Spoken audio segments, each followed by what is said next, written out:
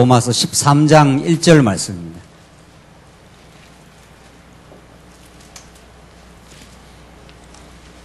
네, 차이신 줄 알고 봉독 드리겠습니다. 로마서 13장 1절입니다. 각 사람은 위에 있는 권세들에게 복종하여라. 하나님께로부터 오지 않은 권세가 없으니 이미 있는 권세들도 다 하나님께서 정하신 것이다. 그러므로 권세를 거역하는 자는 하나님께서 정하신 것을 거역하는 것이니 거역하는 자들은 스스로 심판을 받게 될 것이다. 통치자들은 선한 행위에 대하여는 두려움이 되지 않고 악한 행위에 대하여만 두려움이 된다. 내가 권세를 두려워하지 않으려면 선을 행하여라. 그러면 그에게 칭찬을 받을 것이다. 통치자는 너의 유익을 위하여 일하는 하나님의 일꾼이다. 그러나 내가 악한 일을 행한다면 두려워하여라. 그는 공연히 금을 가진 것이 아니니 그는 하나님의 일꾼이 되어 악을 행하는 자에게 하나님의 진노를 집행하는 자이다. 13장 14절까지 우선 봉독드렸습니다. 우리는 지금 로마서 말씀을 통해서 불의한 우리 인생을 의롭다 하시고 의롭다만 하는 게 아니라 자기 예배, 자기 숭배에 빠져있던 죄악의 삶에서 하나님을 예배하고 성도들을 점차 사랑하게 되는 신령한 예배의 삶으로 인도해 가시는 여호와 하나님의 신실하신 능력과 은혜를 지금 우리가 공부하고 있습니다. 로마서는 누차 강조드린 대로 어떤 성경도 다 중요한 말씀이지만 교회가 세워지고 가장 근간을 형성하는 가장 뼈대를 형성해주는 양육의 복음 가운데 한 대목입니다. 로마서를 우리가 깊이 있게 심도 있게 이해하는 것은 오래 신앙 생활을 하면 할수록 그 근간과 그 뼈대, 기초가 얼마나 중요하다는 걸 우리가 새롭게 깨닫게 됩니다. 오늘 본문의 말씀은 이제 12장, 로마서 12장으로부터 전개되는 신령한 예배의 삶으로 인도하시는 그 하나님에 대해서 우리가 지금 살피고 있는데, 지금 우리가 성경을 늘 공부할 때마다 그 부분에 빠지는 것이 얼마나 그 빗나간 위험한 성경 해석이라는 걸 우리 잘 알고 있습니다. 로마서 앞부분의 서론에 이미 언약 혹은 약속의 복음이 하나님께서 선지자들로 하여금 약속하신 것이라 이렇게 나왔고, 하나님이 언약을 이루시되 반드시 언약을 이루는 첫 단추가 인간을 불의한 가운데 가두어 놓으신다. 그래서 인간의 능력과 인간 자체 안에 선이 없다는 걸 깨닫게 하신 다음에 하나님의 의를 덧입혀 주어서 인간의 입에서 오직 하나님만 찬양하게 만드는 것이 하나님의 전략입니다. 하나님의 계획이라는 거죠. 그래서 이 프로그램을 어떤 누구도 떠나갈 수가 없고 모든 택한 백성은 이 프로그램대로 역사가 진행이 됩니다. 이렇게 많이 이제 하나님을 깨닫고 하나님의 은혜의 영광을 찬양하고 감사가 넘치게 되면 그 다음 하나님께서 신령한 예배의 삶으로 인도를 해 가신다. 그러니까 우리가 그 대조를 했지 않습니까?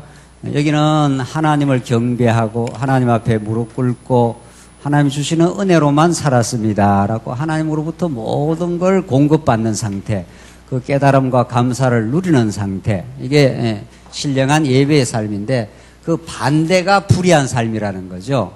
반대가 극과 극입니다. 그러니까 이것이 예수 그리스도 사건이고, 그러니까 예수 그리스도를 하나님의 의라는 건 올바름 이런 뜻이니까 우리가 예수를 모르면 방향이 비끄럽게 나간 거죠. 그러니까 예수 믿지 않는 사람은 열심히 하면 할수록 하나님으로부터 멀어지는 거죠.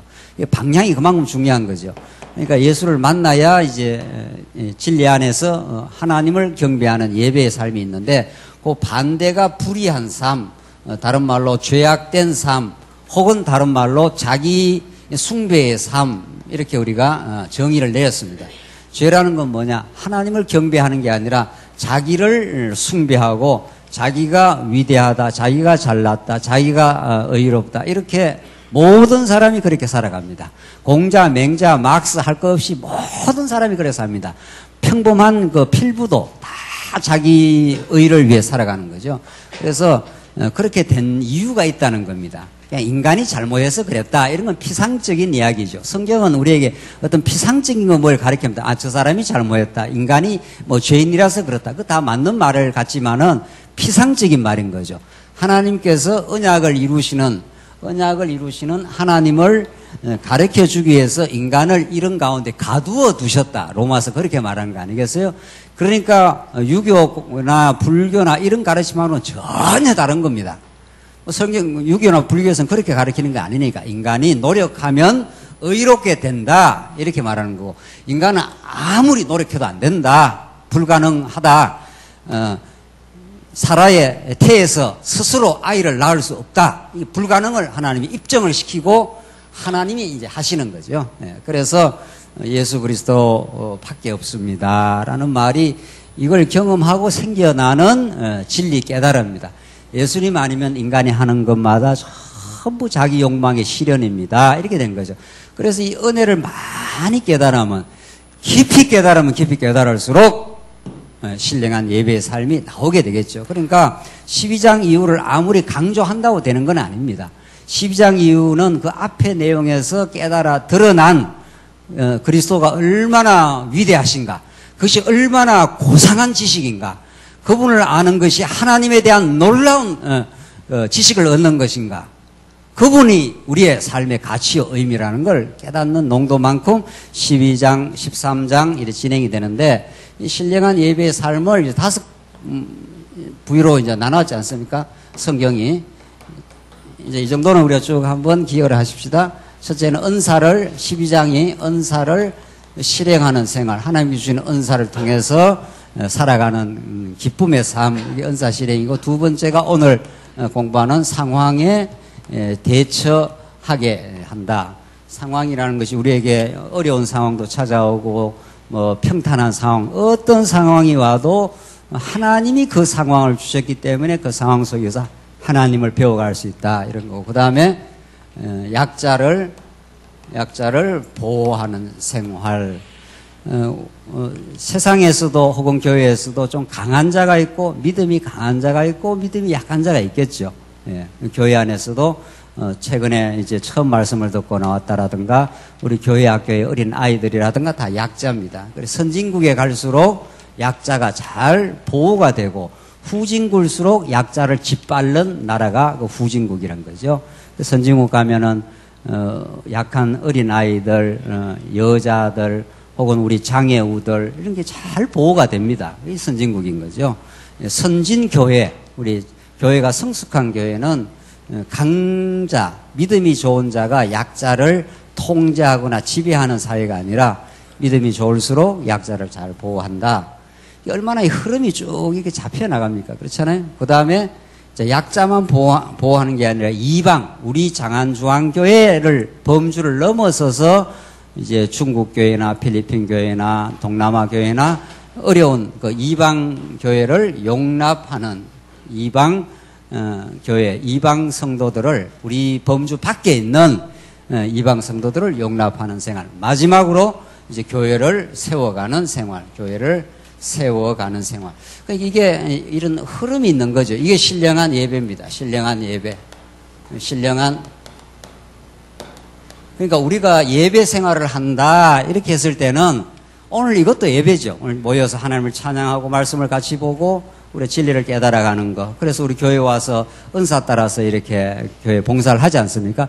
이것도 중요한 예배 중에 하나지만 더 포괄적으로 우리 삶 전체가 하나님 앞에 드려지는 산 제물로서 예배인데, 어떻게 은사를 실행하고 주신 은사대로, 그 다음 어떤 상황도 하나님이 나를 나되게 하는, 어떤 상황도 하나님의 능력과 은혜를 깨닫게 하는 생활이다. 이렇게 상황을 이렇게 소화를 해내는 거죠.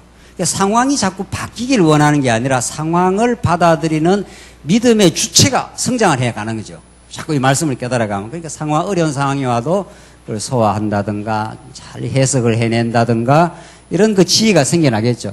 그렇게 성숙해가는 사람은 반드시 약자를 보호하게 돼 있다. 그리고 우리 교회의 범주를 넘어서 피와 살이 섞이지 않는 이방의 성도들을, 이방의 이 진리를 모르는 사람들을 복음을 전파하고 그들을 용납하는, 그래서 교회가 세워져 간다. 요 흐름이, 요것만 정확하게 이해를 하면은 로마서 12장부터 16장까지 아하, 내가 어떻게 하나님 앞에 신령한 예배의 삶을 드릴까 하는 구체적이고 아주 정교한 논리가 흘러가는 거죠.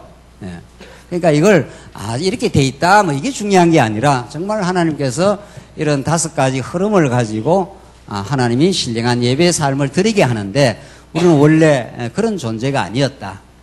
그런데 하나님께 의를 덧입혀서 약속대로 예수를 보내서 하나님을 깨닫게 하니 이런 아름다운 열매가 점점 생겨나도록 하나님 인도를 해 가신다. 그래서 13장 오늘 본문의 말씀은 13장 내용은 첫째 1절로 7절은 상황에 대처하는데 세워진 권세에게 굴복하는 거, 순복하는 거죠. 이 가운데 첫째 이렇게 성경이 질서 정연합니다. 세워진 권세에게 굴복 혹은 순복하는 거. 그 다음에 이웃을 사랑하며 경성하는 거. 요걸 오늘 13장 내용을 이제 구체적으로 공부를 하십시다. 각 사람은 위에 있는 권세들에게 복종하여라. 이 말이 세상 정치가들이 이걸 이용한 말씀입니다. 악용을 한 거죠. 옛날에 군사정권 때 군사정권에서 데모하고 이런 사람들한테 이 말을 갖다 대가지고 위에 세워진 권세에게 순종하라. 성경에 그런 말이 있다더라. 이렇게 해서 정치가들이 이 말을 이용을 해먹기도 했습니다. 한때 60년대. 그러나 성경은 그렇게 정치가들이 이용해먹으라는 말씀이 아니라 하나님이 어떠하신 분임을 세워진 권세를 통해서 가르쳐 주십니다. 자, 중요한 거는 지금 오늘 로마서 말씀은 당대 로마에 있는 성도들, 로마 제국의 치하에 있는 성도들에게만 적용되는 경우. 그렇다면 이건 보편적이고 절대적인 말씀이 아닌 거죠. 그 당시의 상황에 맞는 진리, 이 정도밖에 안 되는 거죠. 성경 말씀은 그 당시 로마 제국 치하에 있는 성도들에게 주신 말씀일 뿐 아니라 원리적으로 오고 오는 모든 택한 백성들에게 주신 말씀입니다. 자, 이 말씀을 잘 정리해 봅시다. 지금 하나님의 통치 속에 모든 이 땅의 권세, 이 땅의 모든 기관들이 다 있습니다. 그런데 하나님의 통치 속에 그 당시에는 로마가 있었는 거 아니에요. 로마가 최고의 제국이었습니다. 로마 치하 속에 성도들이 있었는 거죠. 그래서 이제 사도 바울이 이런 큰 원리를 알고 지금 이 말씀을 주는 겁니다. 위에 있는 권세에게 복종해.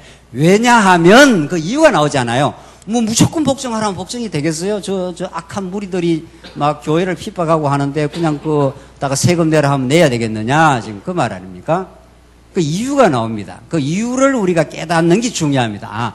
뭐 이렇게 하라, 저렇게 하라가 중요한 게 아니라 왜 그렇게 하라고 사도 바울을 통해서 가르쳐 주시고 이 상황의 대처를 통해서 어떤 하나님을 가르쳐 주시느냐? 오늘 우리 첫 시간에 모든 계시 세계 가운데 진행되는 모든 일, 어떤 일도 하나님이 어떠신 분인 걸 가르쳐 주는 거죠.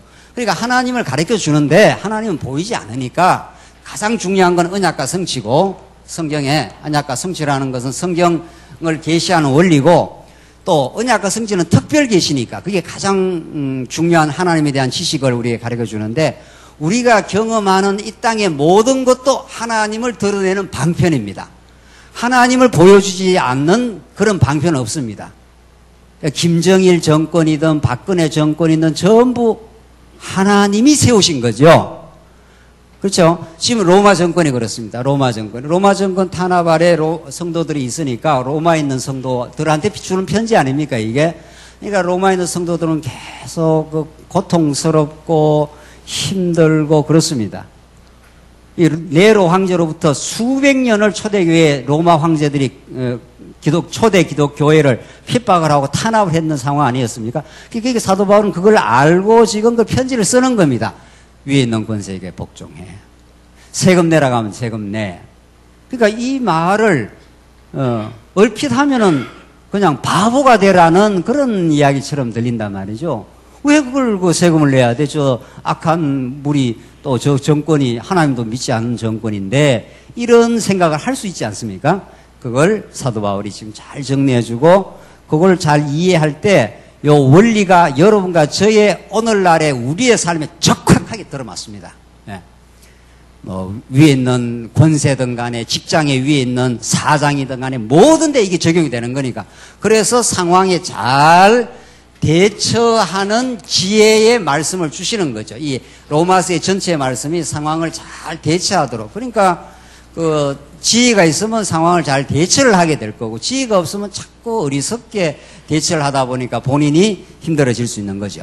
그래서 다시 한번 봅시다. 각 사람은 위에 있는 권세들에게 복종하여라. 하나님께로부터 오지 않은 권세가 없으니. 왜냐하면 하나님도 믿지 않는 로마 권세인데 거기다가 우리가 복종을 해야 되느냐, 좀 이렇게 생각할 수가 있지 않냐. 그러니까 지금 사도 바울이 설명을 해 나가는 겁니다. 하나님께로부터 오지 않는 권세가 없느니 이미 있는 권세들도 다 하나님께서 정하신 것이다. 어떤 것도 우리가 볼 때 선한 권세, 우리가 볼 때 악한 권세 이렇게 보는 것뿐이지, 하나님은 당신을 계시하시기 위해서 때로는 우리가 볼 때 좀 부드러운 정권, 때로는 아주 강팍한 정권도 두신다는 겁니다. 그걸 그 환경을 우리가 피해 나가거나 우리가 조율할 수가 없다, 이런 뜻입니다. 그러니까 그 정권을 허락하신 로마 정권, 로마 제국을 허락하신 하나님을 생각하지 않으면 이걸 받아들이기가 어려워요. 그러니까 로마에 있는 성도들이 막 분노도 하고 때로는 낙심도 하고 그러는 거죠. 왜 우리가 그래야 되느냐, 이렇게 분노할 수도 있고, 안 그러면은 그냥 낙심해서 그냥 우리가 이렇게 탄압받으면서 로마 정권에 살아야 되느냐, 이렇게 좌절할 수도 있는 거 아니겠어요? 둘 중에 하나, 인간은 분노하거나 좌절하거나 둘 중에 하나란 말이죠. 그 중도를 뚫고 나가는, 분노도 아니고 좌절도 아닌 현실을 가장 현실적으로 받으면서도 신앙적인, 이게 이제 위로부터 온 계시의 말씀으로만 가능하다는 거 아니겠어요? 그래서 사도 바울이 설명을 합니다. 어떤 권세도 하나님이 정하지 않는 권세가 없다. 일단 이게 대전제입니다. 어떤 논리를 전개를 하려면 어떤 가장 큰 그 대전제라는 게 있는데, 그걸 받아들이냐 안 받아들이냐에 따라서 그 다음 논리는 전혀 다른 방향으로 가버리는 거죠. 이 하나님을 인정하지 않는 사람들은 어떨 때는 항거하라, 로마의 정권에, 이렇게도 나오고, 또 어떨 때는 여기에 영합하라, 뭐 이런 말도 나온단 말이죠. 어떤 식으로 해야 되냐? 그러면 어디까지가 독재 정권이고 어디까지가 민주 정권이야? 그러니까 지금 대한민국 사회도 헷갈리지 않아요. 꼭 박정희만 독재냐? 박근혜, 뭐 정치 발언은 아니고요. 박근혜는 어디까지 독재냐? 그 사람마다 다 달라요. 다 다르단 말이죠. 그래서 이 세상은 하나가 될 수가 없어요. 당파적일 수밖에 없어요, 세상은. 예. 오히려 지금 박근혜, 박 대통령 시절을 그리워하는 사람도 있잖아요. 그때 그래도 경제가 많이 발전했다고. 어떤 게 맞습니까? 뭐 맞는 게 없어요. 그러니까 정답이 없다니까요, 세상에는. 정답은 어디에만 있습니까? 정답이 어디에만 있습니까? 성경에만 있고, 하나님에게만 있고, 진리가 자체에만 있습니다. 정답은 이분이 정답입니다. 하나님이 성도들을 성도 되게 하시려고 로마 정권을 줘서 탄압 아래도 있게 하고, 또 그들로 하여금 훈련시키기 위해서 세금도 내게도 하고 이렇게 한다는 겁니다. 하나님이 로마 정권이 뭐 예뻐가지고 이들에게 권세를 준 게 아니라 이들을 통해서 성도들을 때로는 보호도 하고 때로는 탄압도 한다는 겁니다. 그게 하나님의 손길이라는 거예요. 그 하나님을 순복하라는 뜻이지 여기다가 그냥 아부하라 이런 뜻이 아니란 말이죠. 이 말을 잘못 이용해서 현 정권에 아부해라 이런 쪽으로 옛날 이 60년대 이 말씀을 사용했지 않았어요. 우리 예수 믿는 사람은 정권에다 아부하는 것도 아니고 정권을 그냥 무조건 항거하는 것도 아니에요. 정권 위에 있는 진짜 정권, 진짜 권력의 원천이신 그 하나님에게 순복해야 가는 거죠. 그러니까 정권이 탄압하면 그냥 맞아 죽어 이러면 순교해야 되는 거죠. 그게 우리의 승리예요. 우리가 뭐 항거하고 하는 게 승리가 아니에요. 그냥 얼마나 많은 사람들이 카타콤에 들어가서 그냥 햇빛도 평생을 못 보고 그냥 거기서 말라 죽은 사람도 많지 않아요. 그렇게 죽으라면 죽는 거고, 또 카타콤에서 나와서 지하 동굴에서 나와서 살아라면 사는 거고 이렇습니다. 우리가 선택을 하는 게 아니라 말이죠. 상황을 하나님이 선택해서 이미 주시고 그 속에서 우리 되게 하신다. 이게 지금 복음이란 말이죠. 이 원리를 못 잡으면 어디까지 내가 정권에 해야 되고 어디까지 안 해야 되고 그 한계선이 없어요. 한계선이 없다고요. 절대로. 그래서 세상에 정답이 없다고요. 다 목소리 큰 사람이 정답이지. 진짜 목소리, 진짜 진리의 목소리는 위로부터 내려와요. 모든 정권이 하나님이 세웠어. 모든 위에 있는 사장도, 회사 사장도, 회사 권력도, 이 땅의 정권도 다 하나님이 세웠어. 왜? 그걸 통해서 너를 때로는 보호하고 때로는 탄압하려고. 그러니까 김일성 정권은 누가 세웠나요? 사탄이 세웠나요? 물론 사탄이 들어갔죠. 김일성한테. 김일성, 김정일, 누구예요? 최근에? 예? 최근에 누구예요? 김정은. 예, 왜 김정은이 생각이 안 나요? 그 누가 세웠나요? 물론 김정은은 완전 사탄의 유혹받아서 하는데 그 사탄을 또 하나님이 주관을 하시니까 하나님이 세운 거예요. 왜? 우리 북한에 있는 성도들을 많이 박해를 하라고 많이 박해해서 지하로 그 사람들은 여러분과 저보다 훨씬 절절한 사람들입니다. 신앙도 우리가 이렇게 열심히 갖는 것도 아니에요. 그냥 그런 상황에 넣어놓으면 성경신앙 몰라도 그냥 성경 몇 구절 붙들고도 예수가 최고라고 이렇게 살아요. 여러분들 이론이라는 게 정말 중요하지만 그 이론을 통해서 하나님을 깨닫게까지 하는 건 하나님의 능력이에요. 여러분과 제가 정말 이 성경신학이 절절해지는 거는 하나님의 능력이라고요. 내가 믿음이 좋아서 그런 게 아니에요. 그런 탄압과 어려운 속에 집어넣으면 더 말씀이 강렬하게 붙들게 되는 거죠. 그게 하나님이 하시는 일입니다. 그러니까 말씀도 주실 뿐 아니라 상황도 주셔요. 하나님이. 상황을 주면은 믿음이 뜨겁지 않을 수가 없어요. 초대교회 때 누구라도 믿음이 뜨거워져요. 왜? 막 잡아가 사자굴에다 집어넣고 하니까 그때 믿음이 좋아지는 거죠. 하나님이 아니면 살 수가 없습니다. 이렇게 되는 거죠. 그래서 우리에게 이런 위에 있는 권세를 하나님의 뜻이 계셔서 주십니다. 그 말을 지금 하고 있는 거죠. 그런 하나님을 너희가 바라봐. 그 하나님이 지금 너희들을 달구고 있어. 지금 그 말을 하는 겁니다. 그래서 2절, 그러므로 권세를 거역하는 자는 하나님께서 정하신 것을 거역하는 것이니 거역하는 자들은 스스로 심판을 받게 되는 것이다. 그 거역한다고 되는 것도 아니야. 그 강한 권세를 줬으면 그 밑에서 신앙을 도모하고 신앙의 단련을 점점 깨달아가면서 그렇게 신앙생활을 하는 거다. 이런 거죠. 3절. 통치자들은 선한 행위에 대하여는 두려움이 되지 않고 악한 행위에 대하여만 두려움이 된다. 내가 권세를 두려워하지 않으려면 선을 행하여라. 그러면 그에게서 칭찬을 받을 것이다. 통치자는 너의 유익을 위하여 일하는 하나님의 일꾼이다. 하나님의 일꾼이라는 겁니다. 하나님의 손길이라는 겁니다. 그 통치자가. 그러나 내가 악한 일을 행한다면 두려워하여라. 그는 공연히 금을 가진 것이 아니니 그는 하나님의 일꾼이 되어 악을 행하는 자에게는 하나님의 진노를 집행하는 자이다. 그러니까 하나님께서 이 일꾼을, 이게 하나님의 일꾼으로서 정권을 세워가지고 여기에서 악한 어떤 행동을 하는 사람들을 제어를 하고 어떨 때는 또 선한 행동을 하는 사람을 이렇게 권장을 해주기도 한다는 겁니다. 그게 위에 세워진 권세가 하나님의 뜻을 실현하기 위해서 그렇게 부분적으로 하는 겁니다. 궁극적으로는 하나님이 하시는 거고 이런 그 성도를 하나님께서 하기 때문에 그를 두려워해라. 5절 그러므로 복종해야 하되 진노 때문에만 아니라 또한 양심 때문에도 복종해야 된다. 자, 그때 복종을 하는데 이렇게 하면은 내가 정권에 걸려갖고 감옥을 들어가겠다 이렇게만 하는 건 아니라는 겁니다. 그러면 그건 안 믿는 사람도 그렇게 하지 않느냐. 안 믿는 사람들도 예컨대 사람을 죽이면 감옥에 간다, 사람을 죽이면 교수형에 처한다. 이게 우리나라 헌법 아니겠어요? 그게 두려워서 안 하잖아요. 그렇게만 하는 건 아니다. 진노 때문에만이 아니라 또한 양심 때문에도 복종해야 한다. 하나님 앞에 우리가 주신 신앙 양심이 있는데 그 양심 따라서 하나님 앞에서 하는 것인데 보십시다. 6절 이 때문에 너희가 또한 조세를 바치는 것이다.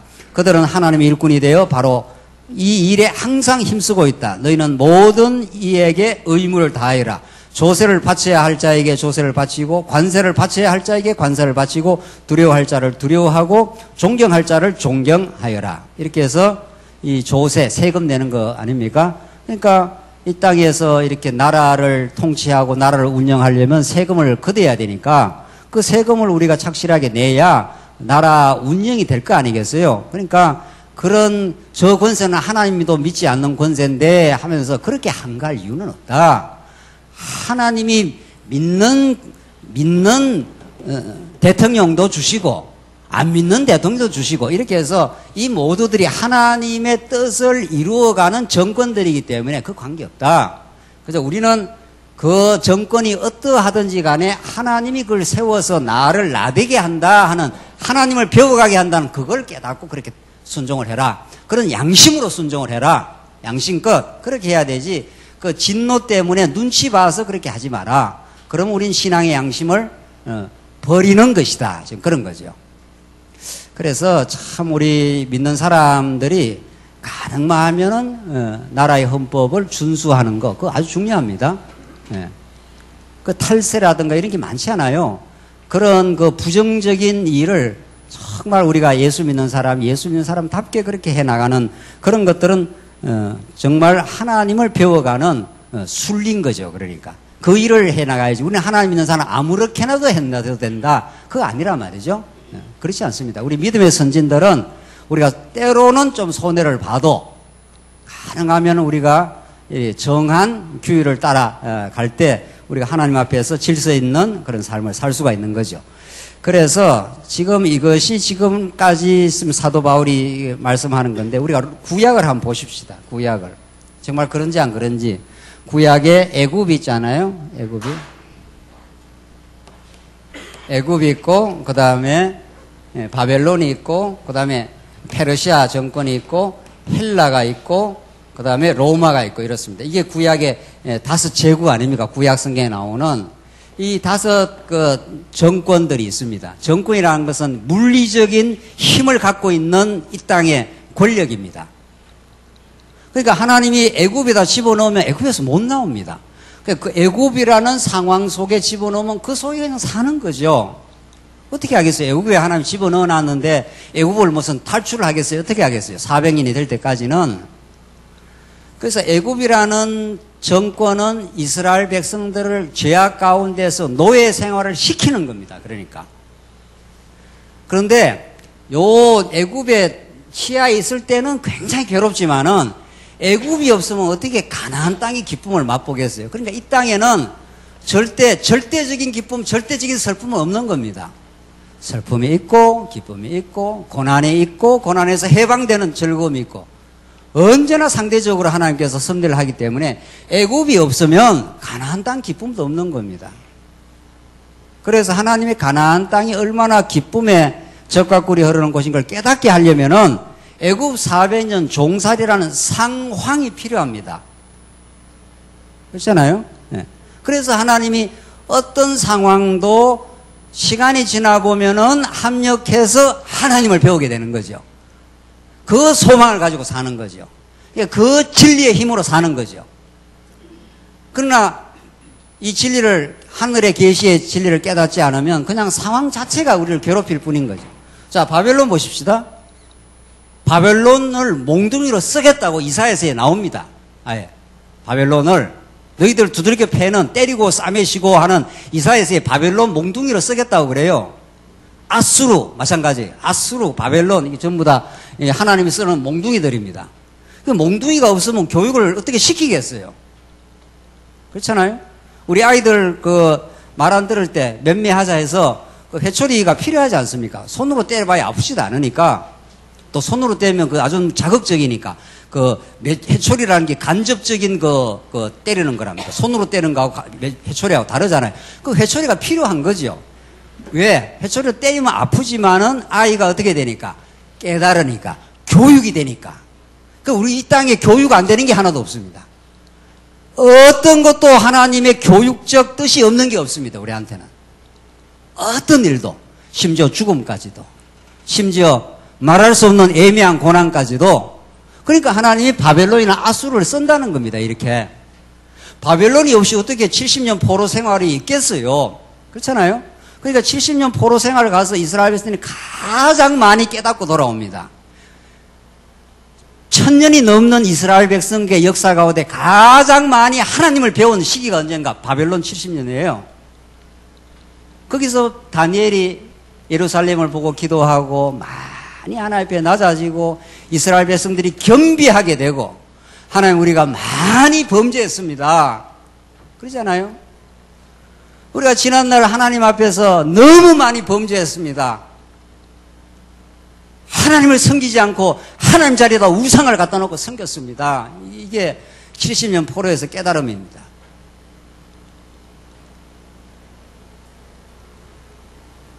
그렇기 때문에 우리에게 주어지는 어떤 상황도 우리를 진리를 깨닫게 하는, 하나님을 깨닫게 하는 그런 복된 뜻이 있습니다. 그래서 아수르 바벨론이 꼭 필요합니다. 이스라엘 백성들한테는 이거 원수들 아닙니까? 이 원수들. 그 찬란한 성전을 완전 바벨론이 와서 완전히 그냥 회파시켜버렸습니다. 아예 막 불바다를 썰어버렸습니다. 그 느부갓네살이라는 게 역사적 인물 아닙니까? 아주 강팍하다고 합니다. 아주. 이 히틀러나 이 스탈린 같은 이런 존재들이죠. 아주 잔인무도하고 말이죠. 그 시드기야 그 아들이 자기 눈앞에서 아들을 죽여버리지 않습니까? 그러니까 자기가 죽는 것보다 더 고통스럽게 만들어버리는 거죠. 그리고 두 눈을 뽑아버렸습니다. 사람 눈을 이렇게 뽑아버리는 거, 그게 도대체 이게 얼마나 인간이 잔인하면. 그런데 그게 이스라엘 백성들의 처참한 모습이었습니다. 두 눈 뽑히고 자식이 눈앞에 죽는 만큼 이스라엘 백성은 하나님답게 섬기지 않았습니다. 그러니까 그만한 대가 지불을 하고 이스라엘 백성들이 깨달음을 얻는 겁니다, 이제. 하나님의 하나님 되심을 깨닫게 하시려면은 우리에게 상당한 대가 지불을 합니다. 그래서 아수르 바벨론이 꼭 필요합니다. 이런 정권이 꼭 필요하다고요. 로마도 필요하고 아수르도 필요하고 바벨론도 필요하고. 그 다음에 보십시다. 그 다음에 페르시아 보십시오. 페르시아 고레스 왕은 이방 왕인데도 하나님 여호와를 인정을 했고 이스라엘 백성들을 나가라고 이렇게 해방령을 내린 사람입니다. 그렇잖아요? 그러니까 뭐 어떤 게 좋다 나쁘다 이런 건 내 중심으로 바벨론 왕은 나쁘고 바사왕 고레스는 좋다 이런 게 내 중심적 판단이죠. 그 틀린 겁니다. 다. 내 중심적으로 뭐 좋다 나쁘다 하는 게 다 틀린 거예요. 하나님 중심으로 보면은 다 이스라엘 백성을 위해서 필요합니다. 하나님이 하시는 일이기 때문에 다 필요합니다. 뭐 하는데 필요한가? 신앙을 올바르게 가지는데 우리가 하나님이 잘못했습니다를 깨닫게 하려면 아수르 바벨론이 필요하고 하나님이 고토로 돌아오게 하셨네요. 은혜로. 그러려면 누가 필요하고? 페르시아가 필요하고 그런 겁니다. 그래서 헬라 시대를 거쳐 헬라도 다 필요하고 헬라 시대도 탄압을 많이 했고 로마도 필요한 겁니다. 로마도. 그래서 로마까지 왔지 않습니까? 로마한테 세금 바쳐. 로마한테 뭐 한가하고 그런 거 아니야. 너가 한가한다고 로마가 없어지지도 않아. 너희들을 위해서 존재해, 로마가. 어떻게? 너희들 신앙을 하나님을 배우는데 로마 정권이 꼭 필요해. 꼭 필요해. 또 보십시다. 이건 탄압적으로만 필요한 게 아니고 사도 바울이 복음을 전파할 때 어느 길로 갔습니까? 그 길을 누가 다 닦아놨습니까? 에베소에 가보면 로마 그 도로라는 게 얼마나 넓은지 몰라요. 아마 지금도 그런 도로를 어떻게 만들까? 큰 막 돌로 만들었는데 말이죠.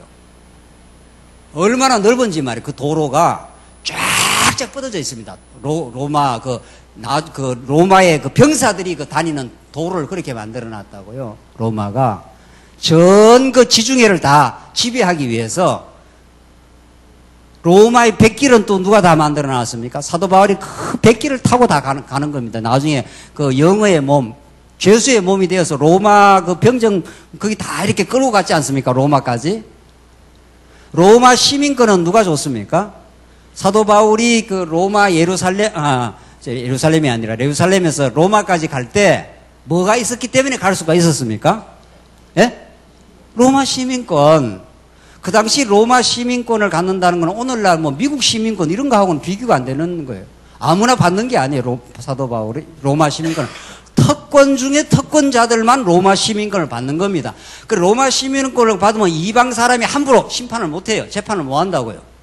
그러니까 내가 로마 시민권자 아니냐? 사도행전에 나를 함부로 재판하지 마. 이렇게 해서 로마까지 간 거 아니겠어요? 뭐 로마 시민권을 그냥 줬겠냐 말이에요. 사도 바울한테. 그 다소에서 태어나가지고. 그렇잖아요? 그래서 하나님이 사도 바울을 로마까지 복음을 전파하게 하려고 로마 백길과 로마 그 모든 길은 어디로 통한다고요? 로마로 통한다고. 진짜 그 로마의 길이 그렇게 넓어요. 가보면. 진짜 2000년 전에 만들어 놓은 길이. 그러니까 그 길로 사도 바울이 다니기도 하고 또 로마 시민권을 갖고 있으니까 로마 시민권을. 그러니까 사도 바울이 예루살렘에서 잡혀 죽는 게 아니라 로마까지 가서 죽는 거 아니겠어요? 왜? 하나님이 로마까지 가서 복음을 전파하게 하시려고. 그렇죠? 그러니까 여러분과 저에게 주어지는 상황은 우리가 그 의미를 깊이 못 깨달아서 그렇지, 그걸 깨닫고 나면은 전부 놀랄 일이에요. 근데 하나도 안 놀라잖아요. 뭐 그냥 내가 어떻게 하다 지방에 있어서 태어났는가 보다, 어떻게 하다 이 조그마한 나라 한국에서 이렇게 태어나서 고생을 바가지로 하냐, 뭐 이런 거 아니에요. 그런 거 아니에요. 전혀 그런 거 아니에요. 진짜. 사도 바울은 태어나니까 다소예요. 태어나니까 로마 시민권을 가지고 있었어요. 그 자기도 모르지 뭐 왜 시민권을 갖는지 나중에 지나야 아는 거죠. 여러분은 한국에 태어나려고 태어났습니까? 저는 태어나려고 태어났는데 내가 한국인으로 태어나야 되겠다. 뭐 이렇게 그렇게 계획하고 태어난 사람이 아무도 없어요. 아무도 모르고 진행하는 겁니다, 지금. 그러니까 진행하고 있는데 진리를 깨닫고 나니 이게 진리 깨달음에 도움이 되는구나. 혹은 진리 전파에 도움이 되는구나. 이걸 우리가 점점 깨닫습니다, 지금. 지금 여러분과 제가 깨닫는 것 이상으로 훨씬 넘치는 은혜로 깨닫게 될 거예요, 앞으로. 1년이 지나고 2년이 지나고 죽을 때가 되면은 이래서 내가 이렇게 고난을 겪었구나. 이래서 한국 땅에 태어났구나. 이래서 내가 그런 치열한 고통을 치르기도 했구나. 그걸 진리 안에서 여러분과 제가 깨닫습니다, 이제. 그래서 사도 바울은 이런 걸 잘 알았던 사람 아닙니까? 진짜 하나님이 로마 시민권을 내게 줬네. 그래서 내가 지금 로마까지 갈 수 있게 되었겠네. 이런 걸 뒤돌아 이렇게 생각을 해보니까 무슨 일이든지 하나님의 개입과 하나님의 사랑의 손길과 하나님의 치밀한 작전과 뜻이 없으면 되는 일이 하나도 없구나, 이렇게 깨달은 거죠. 맞아! 이렇게 되는 거죠. 여기서 펄펄 막 힘이 나는 거죠. 죽어도 좋아, 지금. 어떤 걸 겪어도 상관없어. 뭐 이렇게 되는 거죠. 거기서 펄펄 막 힘이 솟구치는 거죠. 그게 없으면 왜 나는 이런 상황을 겪어야 돼? 내가 뭘 못나서 맨 비교하는 거죠. 저 친구는 저렇게 잘 되는데 나는 왜 이 모양이냐? 뭐 맨 그런 거 아니겠어요? 우리가 뭐 낙심되는 게 딴 거 있나요? 저 집안 애는 저렇게 학교도 잘 가는데 우리 애는 이렇게 학교를 못 가느냐? 못 가는 이유가 있다니까요? 못 가서 그게 기가 막힌 뜻을 하나 이룰 거예요. 누군지는 몰라도. 잘 나가면 잘 나가는 대로, 못 나가면 못 나가는 대로. 거기에 무슨 가치가 있는 게 아니에요. 이제 나이가 60대고 70대면 학력이 아무 필요 없답니다. 미모도 필요 없답니다. 이제 70대고 80대면 옛날에 잘 나갔던 미모도 다 평준화가 된답니다. 소망을 가지십시오. 다 필요 없는 겁니다. 이제 점점 죽을 때가 면 재물, 그거 조금 있으면 조금 노후 생활에 보장되는 데 필요하지만 많아도 필요 없는 겁니다, 이제 먹는 음식도 맛이 그리 별로 없다고요. 별로 나이가 더 들면 다 필요 없는 겁니다. 남는 건 점점 영롱하고 오롯하고 뚜렷하게 남는 거 하나가 복음이에요. 남는 거는 맞아, 하나님이 하셨습니다. 하나님의 뜻이었습니다. 하나님이 나를 로마 시민권을 줘서 이렇게 로마까지 가서 이 위대한 하나님에 대한 진리를, 살아계신 하나님을, 나를 나되게 하신 하나님을, 내가 허망한 죄악 가운데서 나를 건져내신 그 하나님을 깨닫게 되었습니다. 로마 사도 바울이 그걸 깨달은 거죠. 그러니까 조세 바쳐, 세금 바치고 순복해. 그 정권 앞에 순복하는 게 하나님 앞에 순복하는 거야. 그냥 하나님 앞에 배워. 지금 오늘을 최적의 상황이라고 받아들여, 이런 말이죠. 우리는 요 상황이 좀 벗어가면, 요 상황이 벗어가면, 요걸 늘 바라잖아요. 늘 그 상황 또 지나가면 또 딴 거, 또 지나가면 또 딴 거. 지금이 최고의 최적의 상황이야. 뭐 하기에? 내 뜻을 실현하기는 안 좋지만은 하나님의 뜻이 이루어지는 데는 지금이 최적의 상황이에요. 이럴 때 아멘을 해야 되는데 우리 교회는 뭐 아멘을 속으로 잘하시는지 안 하는지 아니야, 지금 최적이 아니야, 지금이 최적이 아니야, 내가 돈 이렇게 벌어서 안 돼. 그 뭐 평생 불행한 거죠. 뭐 평생 불행해요. 평생. 그 저는 언제나 부자예요. 왜 이렇게 돈이 많은지 모르겠어요. 가지고 있는 게 돈밖에 없어요. 썰 만큼을 다 주시니까. 뭐 썰 만큼만 가지고 있으면 되지 더 많이 가지고 있으면 뭐 하겠어요. 지금까지 썰 만큼 없어져 본 적이 없어요. 아, 김 목사는 뭔가 돈이 많은가 보다. 저는 썰 만큼 없어 본 적이 없다니까요. 너무 이자가 쫄려가지고 제가 시간 강사를 여러 달을 했는데 한때 개척교회에 뭐 그때도 그만큼은 또 채워줬어요. 지금 생각하니까. 언제나 우리의 필요한 걸 정확하게 아셔서 그 우리가 쓰는데 정확하게 주죠. 그러니까 살아왔지요. 지금까지. 실수 없이 살아왔지요. 한 번도 채워지지 않는 적이 없어요. 만약에 여러분과 저희 뭐가 안 채워졌으면 죽었을 겁니다.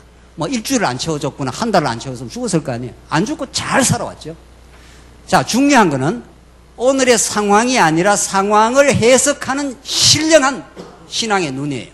맞아. 하나님이 정확하게 인도하셔. 그 상황을 그분이 주셨고 그분이 나로 하여금 대처하도록 하셔.